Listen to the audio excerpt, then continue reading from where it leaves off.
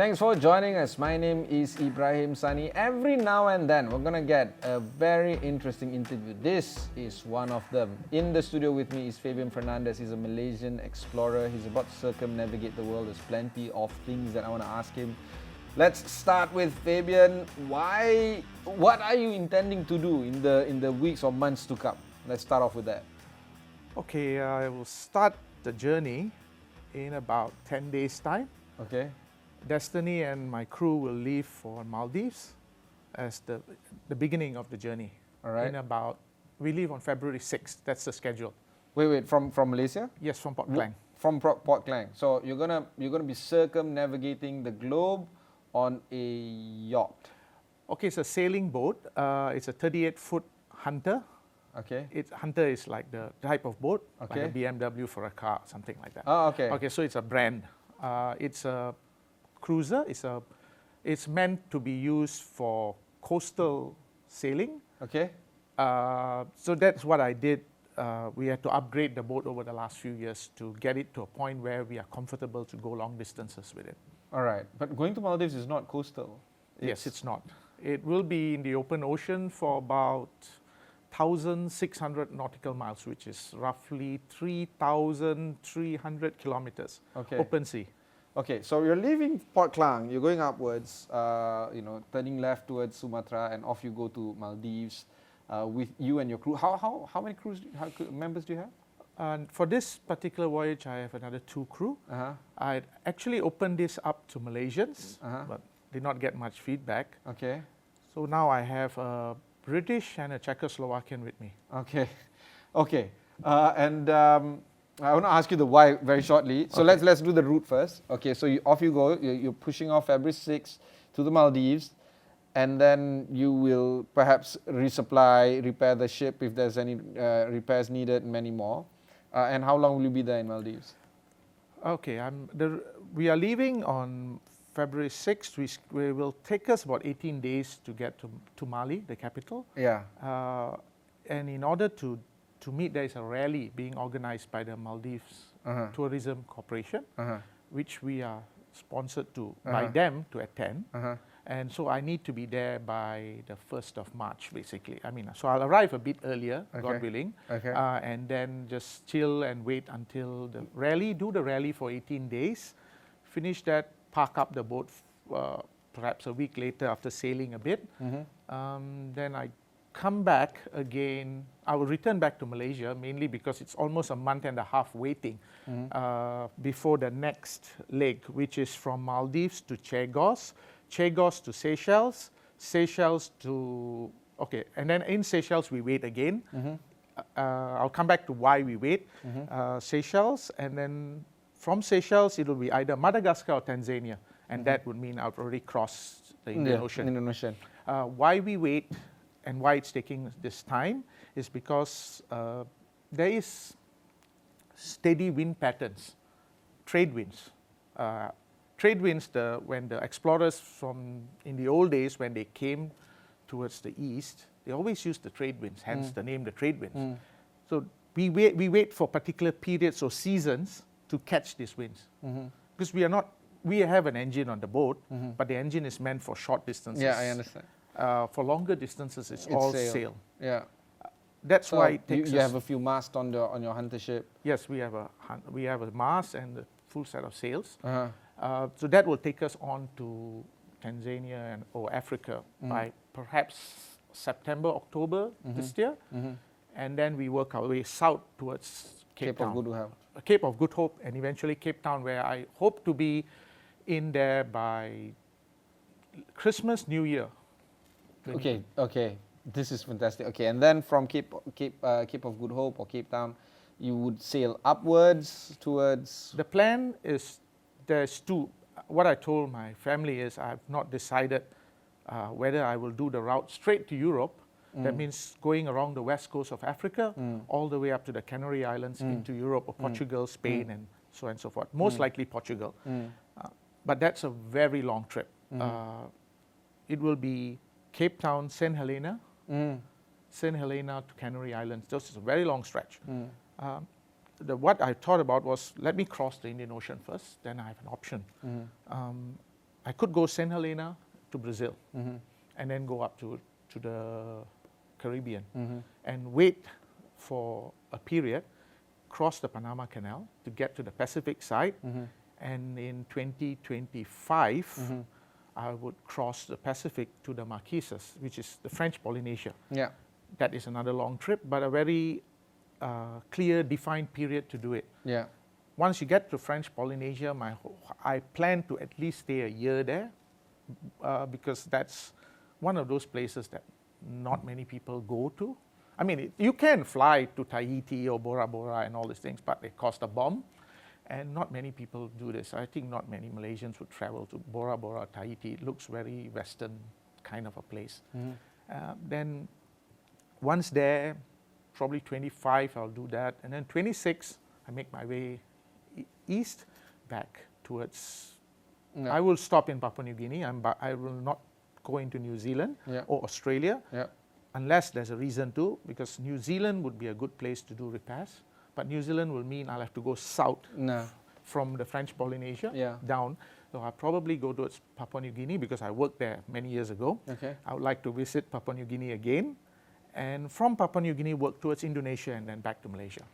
So all this would take about 3 years. I would say 26 when I get back. 26, 27. Now it all depends on 4 years actually, It all depends on how I feel after this Indian Ocean crossing. By the way, most people say the most difficult ocean to cross is the Indian Ocean. Not the big body water. Pacific is the biggest. Pacific and the Atlantic. Pacific is the largest. Second is the Atlantic, and the Indian Ocean is the last. But Indian Ocean is difficult mainly because there's a vast expanse of area with no landmass, meaning on the south. And on the north, there is landmass. But the Pacific and the Atlantic, you generally have landmass somewhere. Pacific is big and quite easily predictable in terms of its wind patterns. Really? Yes. Okay, have you always been a sailor before this? Okay, I started off my career as a marine engineer. So I worked on merchant ships, but as an engineer, not a deck officer, where I didn't navigate, I didn't captain a vessel. I was a marine engineer by profession. So I did sail, and I did go around the world on merchant vessels. But they are large. My largest vessel I worked on was about 80,000 tons, maybe 200 meters long, you know, real big ships. So this is an entirely different thing. Why? I've waited for about 10 minutes. Then I'm going to ask why. Why? Because there's airplanes now. I mean, I was like, why? Why? It's 3 years. Okay. One, the why is because I realized I want to do something different. You see, when actually there's an epiphany of sorts. 2017, a family member died. You know, someone who had gone through difficulties, and then eventually they get very successful, and then they died. She died, my sister-in-law. Okay, so when that happened, I just realized, you know, what do we all work? Why do we always chase after things that are, okay, what's a typical Malaysian like, or Asian, I would say? Career, salaries, assets. We love amassing this stuff. But at the end of the day, we were born with nothing, we're going to go back with nothing, but with experiences in life. And all the money in the world, if you don't have the health to do anything, is pointless. So I said, maybe I should do something different. At that point, there was no sail. I mean, I was already sailing, but it was more racing kind of sailing, you know, more hobby, not so challenging kind of thing. Then I said, okay, fine, let's create a bucket list. Okay, this was fun because I was watching, again, a lot of coincidences happen. I was just watching Astro, and then all of a sudden this movie Bucket List comes on. It has Jack Nicholson and Morgan Freeman in it. Oh, very, very interesting. You know, these guys are dying. They have. So I said, okay, let's watch. Then I start to think, okay, maybe bucket list. So I start forming things that I wanted to do. And I said, oh, okay, I want to watch Celine Dion perform live. I did that. My favorite team is Brazil. I want to go and watch Brazil play football live. I went to Russia to watch them play in 2018. So I started ticking them off. I said, what else should I do? And I said, okay, let's try sailing around the world. not done by many people. In Malaysia, Azhar Mansur did it in '99, but he was completely funded by the government or corporate sponsors. And he took the southern route, using the Southern Ocean. It's not an easy thing what he did, because he's sailing in the area where it's totally isolated, and he did it alone. So it's a difficult thing to do. Then Sultan of Selangor, the current Sultan of Selangor, did it with Jugra. And there is another club guy from Malaysia who did it, but they all had taken different routes. I chose this route because, for instance, the island of Chagos. I think if you tell Chagos, probably 90% of the people have not even heard of it. Now, Chagos is next to Diego Garcia, which is a big American base. Hence, it's not easy to get in. I said, not a single Malaysian, to my knowledge, has ever set foot on that island. So I said, this is an island I have to go. I've opened out an invitation to the Royal Malaysian Navy to put a Navy or 2 guys on board to come with me. No feedback on that also. But regardless whether they come, they don't come, but I think it will be good, because Malaysians should be seen as doing more than just, building skyscrapers and stuff. We should be seen as having an adventurous spirit, which shows the people of the country. And I'm visiting more than 30 countries. And this should be, and we should get this seen that Malaysians are able to do these kinds of things, on their own. Not having huge sponsors, a big corporation behind them, and everything is done for them. I had to plan this. It took me 4 years to plan this. Money aside, there's a lot of logistics, planning that goes with it. Because I ran projects in the millions when I was in my last job. I had a team with me. Here, the team consists of me, myself, and I. It's a lot of work. We'll go for one short break before continuing on our conversation with Fabian Fernandez. We'll be right back after these messages.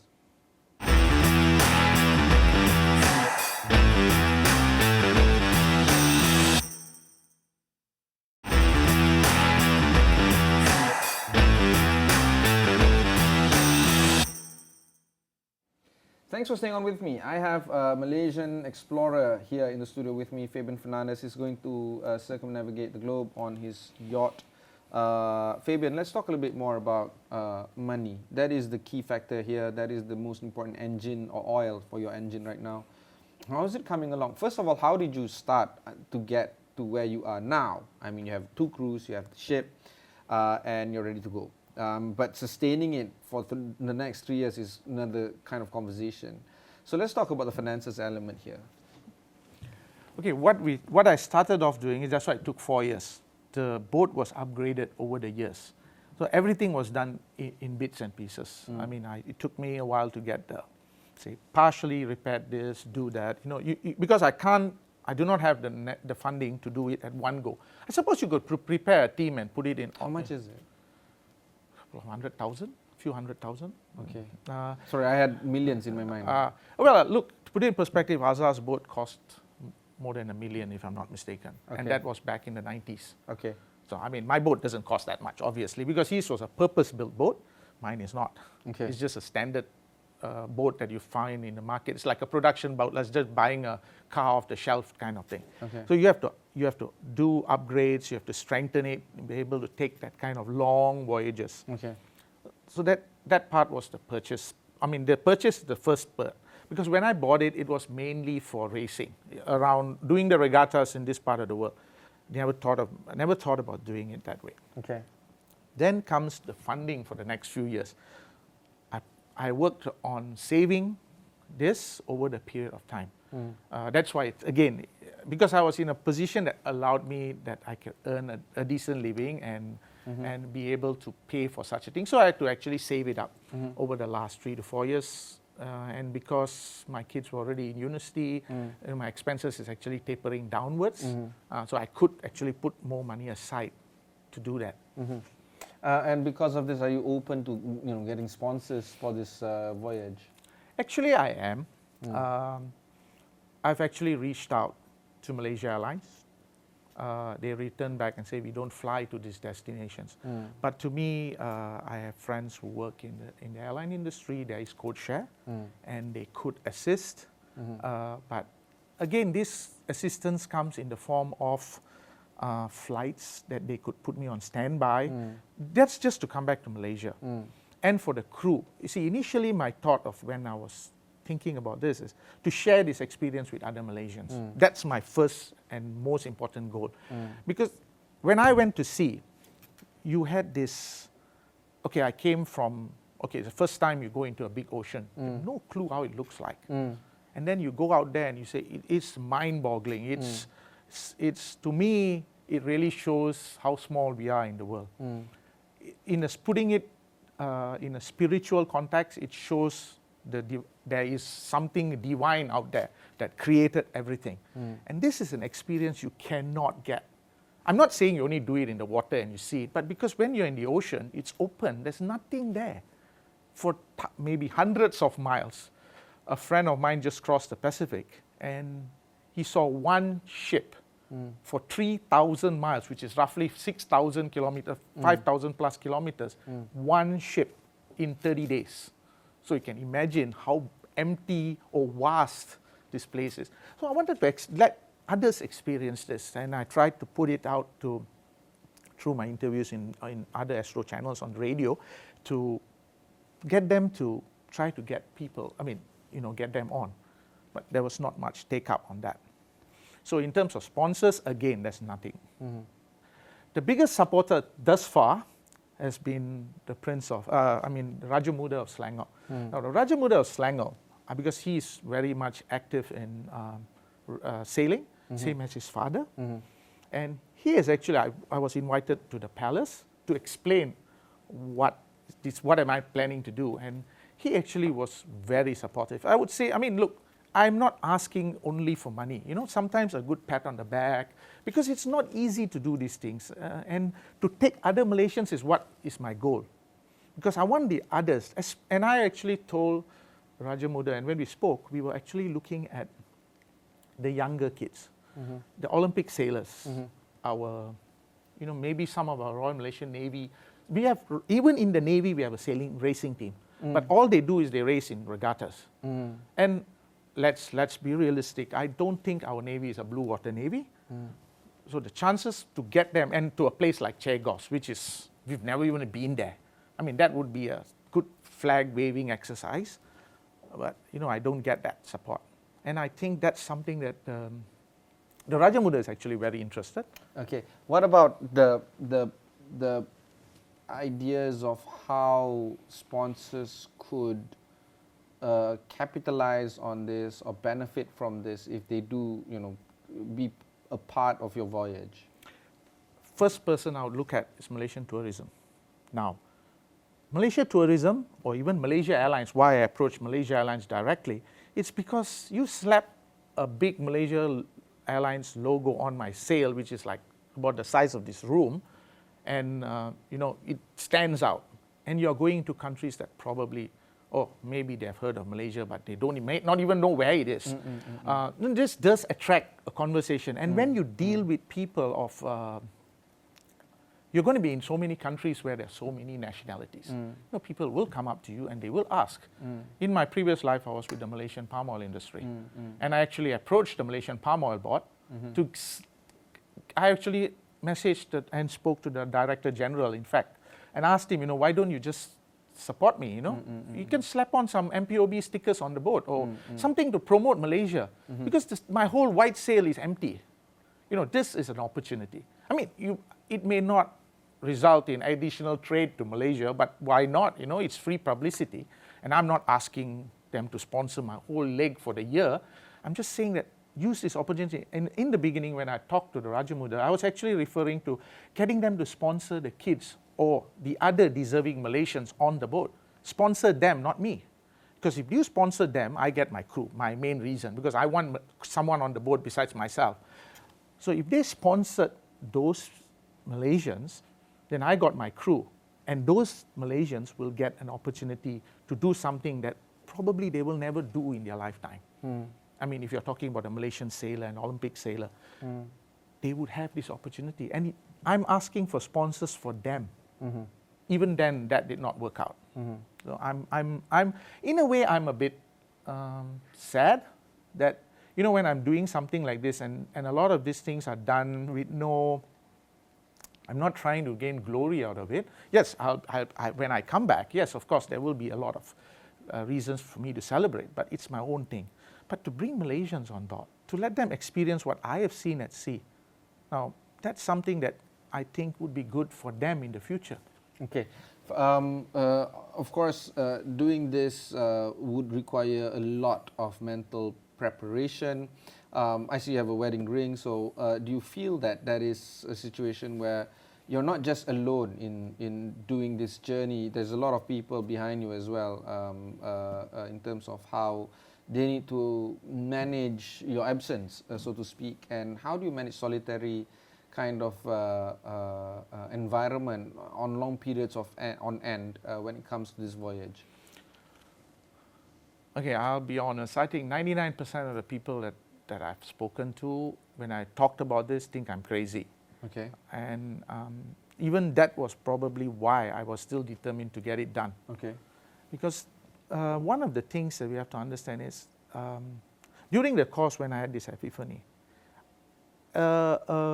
very frequent thing that I used to hear myself listen to was Kennedy's speech when he rallied the United States to put a man on the moon within the decade. That he made that speech in, I think, 1962, as they were going to embark on the Apollo mission. I think, let me read that because it's a long phrase. Go ahead, yeah. Yeah, I actually, because I don't want to misquote it. Okay, he says, we choose to go to the moon in this decade and to do the other. These are not easy. We do this because it is hard. Okay,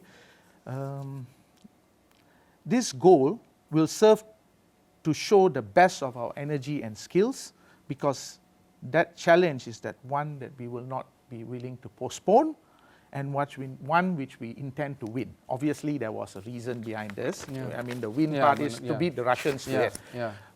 But he rallied a nation behind it. And he did it not because it's easy. I mean, it was not easy to put a man on the moon when they were already falling behind the Russians in getting manned space missions just to be outside of our atmosphere. And here he set a goal to get to the moon. Now, this thing, we do things not because it's easy, but because it's hard, has been always playing at my mind. Because that's the way we are as Asians. We come from difficult, I mean, my generation, I think our generation, we have a difficult upbringing. We were not, there are not many middle class at that point in the early 70s, 80s. Malaysia was not known for that. Yeah. Malaysia is where we are now because of that big middle class that we had. Yeah. Those days we didn't. So all of us, including myself, when you're looking at entries to universities, for instance, you had like what, maybe 5 government universities and a couple of colleges here and there offering some diploma and twinning programs. That's all there was. Yeah. So we all had to fight to get, or really literally fight and compete in classrooms to get to enter university and further our education. And our parents were generally not that well off. We had to get this. So this sort of behavior is what drives me throughout my career in corporate, eventually in corporate. This is what drives me.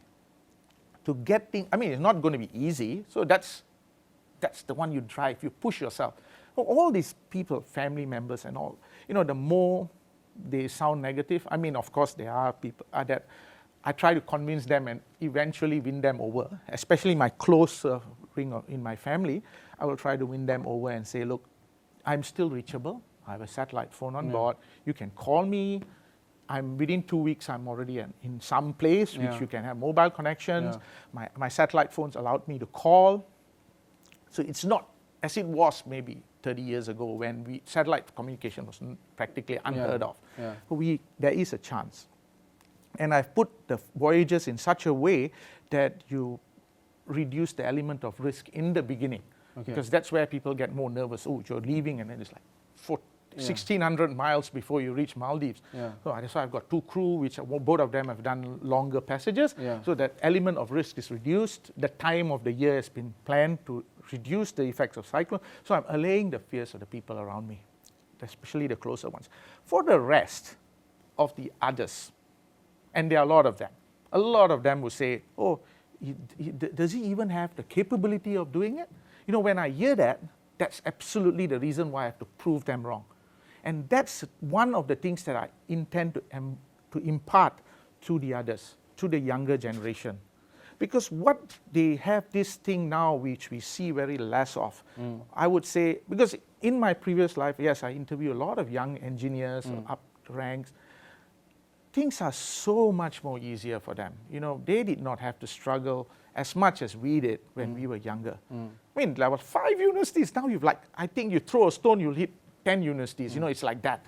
So many of them. And you know, chances for you to study is so easily available. They don't have this fighting spirit. You know, this desire to chase, don't give up, do your best, chase. And when you keep doing this, this is how we grow as an individual, as a nation. Okay, there's a lot more to unpack. Unfortunately, we ran out of time. If people want to reach out to you, how would they do that? Okay, I have a blog space, and I'm on all the socials.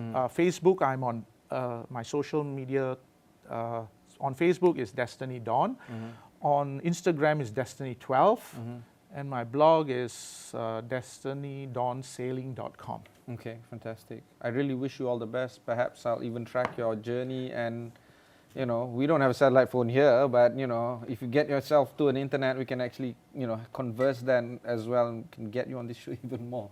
But for now, that was Fabian Fernandez, the Malaysian explorer, sailor and adventurer. If you want to reach out to him, just reach out to the socials that he has just mentioned. And Fabian, I really wish you all the best. And you know, maybe we can have this conversation 3 years from now, 4 years from now, to see that you have completed your very, very interesting voyage and odyssey, I suppose. Thank you very much. Catch you in the next one.